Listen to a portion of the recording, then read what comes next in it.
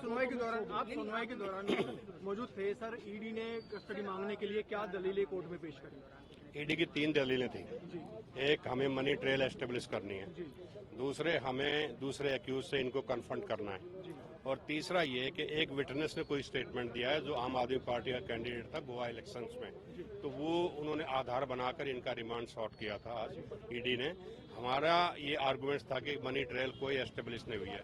38 करोड़ का जो supreme court के मनीष जी के केस में ऑर्डर आया था सुप्रीम कोर्ट का, उसमें ऑलरेडी एक मनी ट्रेल एस्टेब्लिश हो चुकी है जहां से अरविंद जी को कहीं कनेक्ट नहीं किया जा रहा। तो मनी ट्रेल से इनका कोई ताल्लुक नहीं है। जहां तक कन्फ्रंटेशन का सवाल है, 6 दिन की कस्टडी है, ये कन्फ्रंट करा लें जिससे कराना है, के कविता से कराएं या किसी और से करवाएं।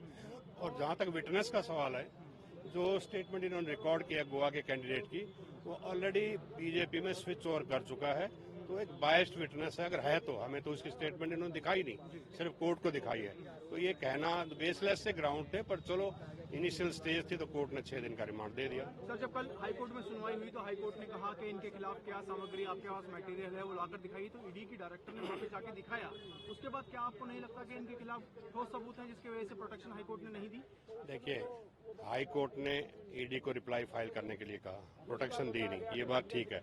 लेकिन आज भी इन्होंने ओपन कोर्ट में जो एलिगेशन लगाया उसके सपोर्ट में कोई एविडेंस नहीं दी। उस विटनेस का बयान क्यों नहीं पढ़ा? दूसरी बात यह है कि आपको कन्फ्रंट किससे कराना, ये भी नहीं कहा, किस एक्यूज से कन्फ्रंट कराएंगे। और तीसरी बात, money trail is already established as per order of the supreme court. 38 crore की जो हुई है उसमें तो इनका कहीं इन्वॉल्वमेंट है ही नहीं। सर, दूसरा ये है, ईडी का आरोप ये भी था कि जो अरविंद केजरीवाल जी हैं इस पूरे मामले में किंग पिन है, सब कुछ उन्हीं के इशारे पर, उन्हीं के कहने पर हो रहा था। सर, इस पर बचाव पक्ष की क्या दलील थी कोर्ट में? देखिए, हमने ये कहा कि जब भी कोई एक्यूज या कोई पॉलिटिकल नेता आम आदमी पार्टी का अरेस्ट होता है उसको किंग पिन बताया जाता है। शुरू में मनीष जी को अरेस्ट किया, किंग पिन वो थे। उससे पहले इसके बाद संजय सिंह जी को अरेस्ट किया, किंग पिन वो हो गए।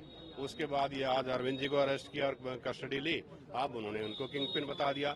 उधर से के कविता के बारे में भी ये कहते हैं कि किंग पिन है, तो इनको डिसाइड करना चाहिए किंग पिन इनफैक्ट इस स्कैम में कोई है या नहीं है, या आप सिर्फ हाइपोथेटिकली ये जो आर्गुमेंट कर रहे हैं। सर, जो गोवा का कैंडिडेट है जिसके बारे में इन्होंने कहा था, सर उसके साथ कितने पैसे का लेन देन ईडी बता पाई है कोर्ट में, कुछ बताया या नहीं? ईडी ने बिल्कुल साइलेंट रहे। उन्होंने कोर्ट को कहा कि हमने स्टेटमेंट फाइल पे रखी हुई है, आप उस स्टेटमेंट को खुद पढ़ लो, ओपन कोर्ट में हम नहीं पढ़ेंगे।